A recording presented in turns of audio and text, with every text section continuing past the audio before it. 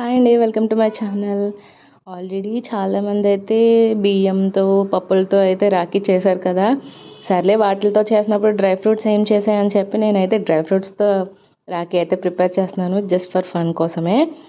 నేనైతే ఒక దారం తీసుకొని దాన్నైతే 5-6 టైమ్స్ తీసుకున్నానండి. తీసుకొని ఒక అంజీర్ అయితే తీసుకున్నాను. ఈజీ అండ్ సింపుల్‌గా అనమాట. దానికైతే ముడి వేసేస్తున్నాను. ముడి వేసేస్తే ఈజీగా అయితే ముడి పడిపోతుంది కదా! 2 సైడ్స్ కూడా సేమ్ అదే ప్రాసెస్‌లో ముడైతే వేసుకుంటాననమాట.